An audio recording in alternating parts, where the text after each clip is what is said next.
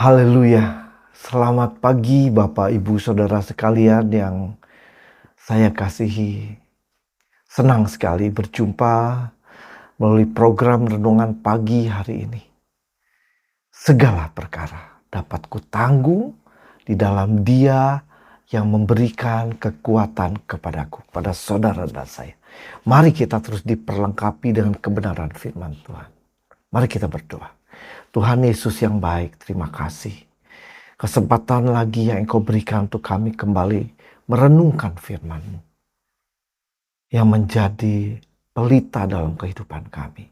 Roh Kudus tolong kami untuk dapat kami mendengar dengan baik, mengerti dengan baik, bahkan menjadi pelaku-pelaku firman-Mu.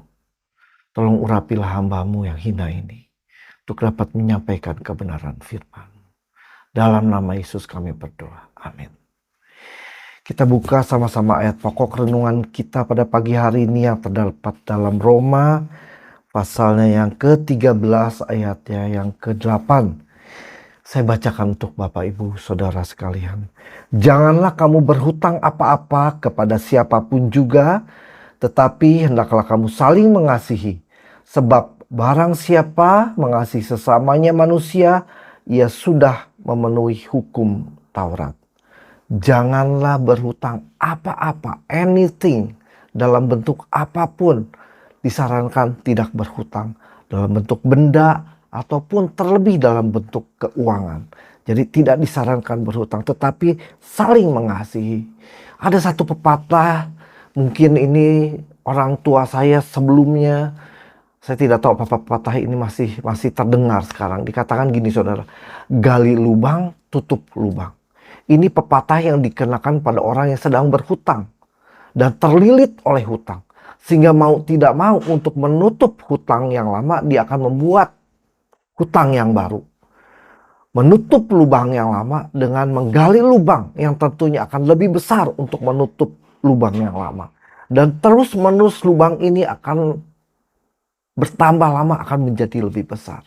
Ketika menjadi besar, ini akan menjadi tekanan dalam hidup kita. Mengganggu semua dalam keseimbangan hidup kita saudara. Sebab itu janganlah kita berhutang. Zaman sekarang saudara, saya lihat banyak sekali kemudahan ya yang ditawarkan baik melalui media sosial, iklan-iklan tertentu dalam bentuk WhatsApp, dalam bentuk short message, mungkin menawarkan pinjaman saudara. Ya, biasanya waktu mereka menawarkan pinjaman itu baik saudara ya. Baik sekali saudara. Memberikan tawaran-tawaran yang kesannya baik saudara. Kemudahan-kemudahan berhutang ini akhirnya menjadikan kita mempunyai keinginan, bukan keperluan saudara ya.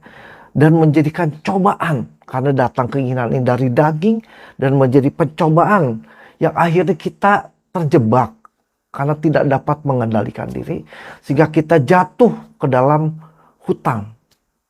Nah inilah saudara yang firman Tuhan ingin berikan buat kita tuntunan bahwa supaya kita jangan berhutang ya. Filipi 4 ayat yang ke-11 mengatakan seperti ini. Kukatakan ini bukanlah karena kekurangan. Ini Rasul Paulus ya saudara. Sebab aku telah belajar mencukupkan diri dalam segala keadaan. Ya.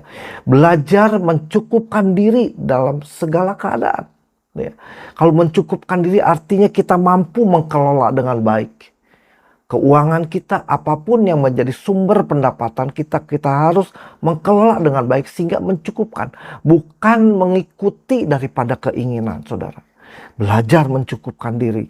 Hindari membeli dengan cara berhutang. Kalau memang kita tidak mampu ya kita nabunglah. Bulan pertama, bulan kedua sampai bulan tertentu kita sanggup. Mulai kita memiliki barang itu atau benda itu saudara. Pemberi hutang sekali lagi saya katakan dia akan selalu dalam tahap awal selalu akan bersikap baik pada awalnya.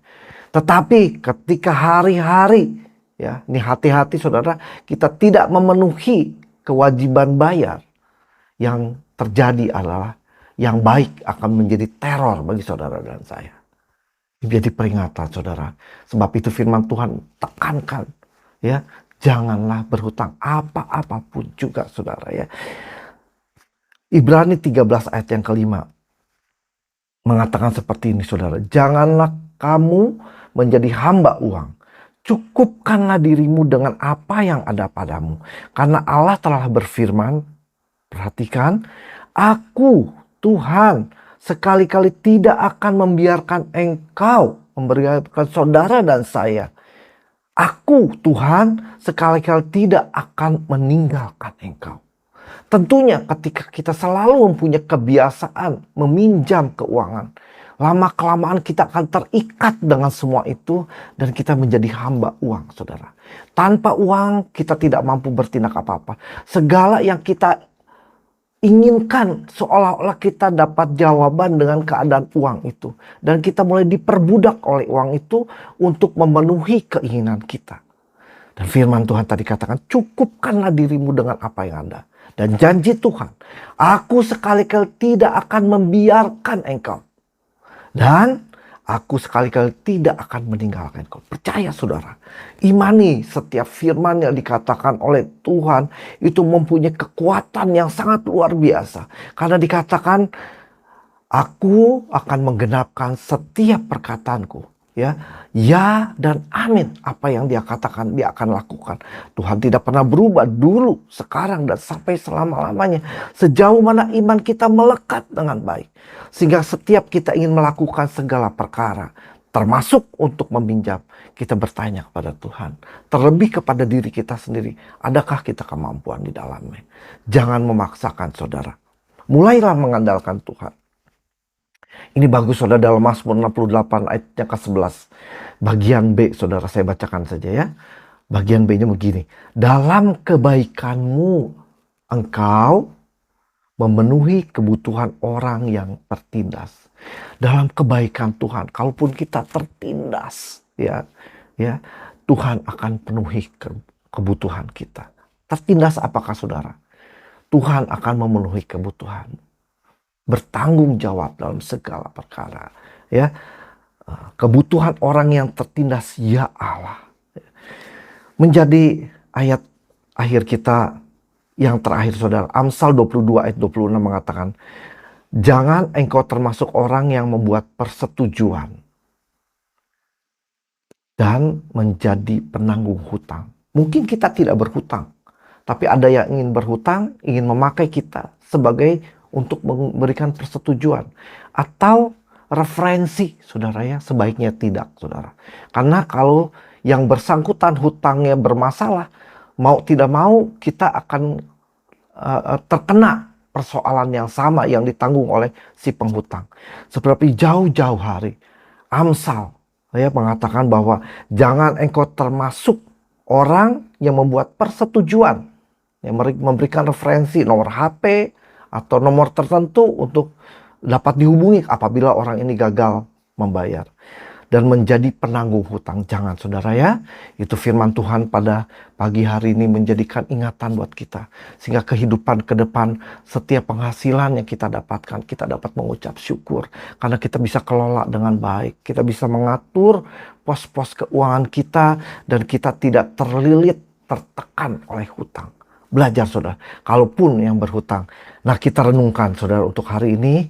Apakah di antara kita yang ada yang berhutang dengan perorangan? Nah, perorangan, saudara, ya. Kita, teman-teman perorangan, ya, bisa juga di dalam pekerjaan. Dimanapun komunitas perorangan yang saudara berada. Bisa di gereja, saudara.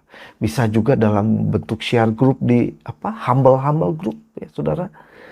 Ya, janganlah kita berhutang di dalam komunitas itu, saudara.